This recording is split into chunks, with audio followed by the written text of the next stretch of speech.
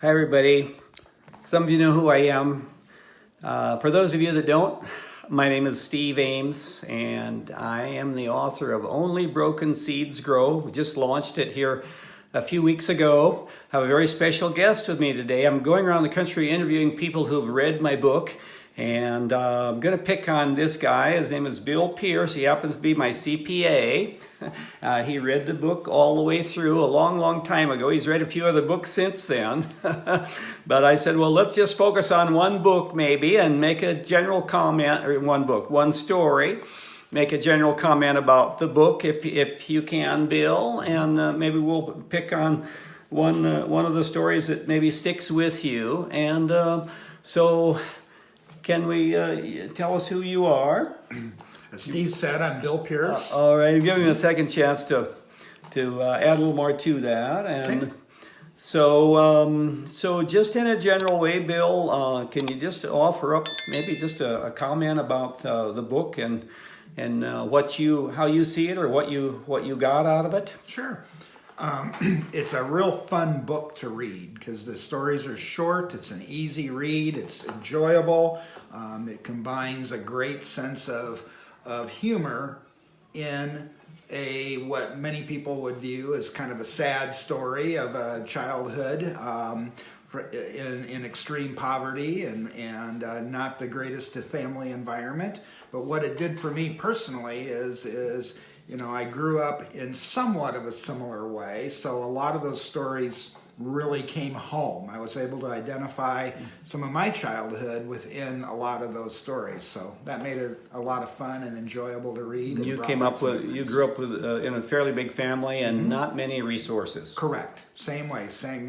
Poor farmers back in when farmers were poor. Okay, well, so that sounds good. Was there one or two of those little stories that stuck to you in any way? Yeah, the ones that stuck to me were, again, in light that reminded me of situations from my childhood. And, 2 or 3 of the stories were like the circus goat story, because we always had some goats, and I know how goats act, and so that story was enjoyable to read. Okay. And another story I tell about how we butchered goats. We didn't have any income. My dad went 5 years without any income. Now, did your family, you had them around, but did you milk them and butcher them too? We milked them. We didn't butcher them. We sold goats because we also had cattle and hogs, and that's what we never used goats as meat. But you got to know how goats are. Yep. This particular story, of course, my editor decided to put the name circus goats on it because a fisherman came along and wanted to park over where our goats were, and he said, yeah, I understand these goats. And Mom said, well, you gotta be real careful. He said, no, I just want to go fish for a while. So the guy came back. Well, we looked across the road, and the goats had about 5, 6, 7 of them had gotten up on his car and made a complete circle. They'd go up over the back of it and across the top and down the front, and then circled around, and there were, like I said, 5 or 6 or 7 of them. They just kept that up for maybe a couple of minutes, just like they were trained in a circus. So I guess that's why we decided on circus goats as the title.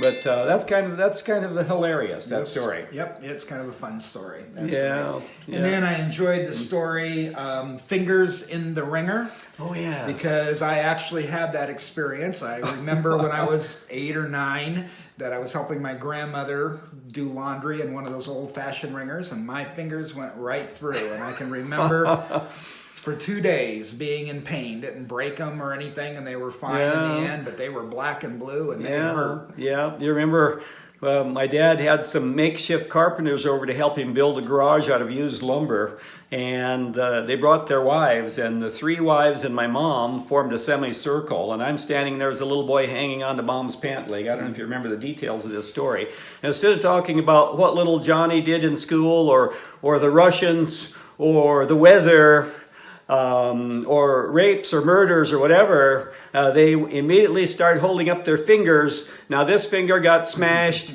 and this other one here doesn't have any feeling, and probably the feeling won't return in it. And this one over here, the nail fell off. And they all took turns, all 4 of them, my mom and the 3 other ladies, describing their hurting fingers. Nothing was said about the neighbors or the Russians. or little Johnny or little Susie in school or anything like that. We're about out of time, Bill. I don't know if you have a last moment comment or observation you could make. No, anybody that hasn't read this book should read it. Even, you're going to have a lot of laughs and enjoy it. And again, it's very easy to read. That's what's most enjoyable about it. You can pick it up, set it down, read it. It's a really light and fun read. You don't lose anything because every story is a little different. Correct. It isn't like a one long continuous story. It's 59 1 and 2 and 3 page stories for the most part. Thank you very much, Bill. Thanks, Steve. Hope I haven't put too much pressure on you. Hope you will continue to be my CPA. For a couple more days, anyway. Okay, and for everybody watching out there, go get the book. It's a treasure. If you don't believe it, just listen to what I'm saying and listen to what he's saying.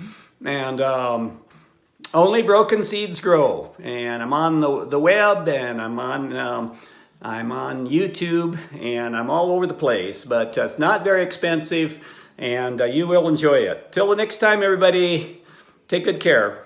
Bye-bye.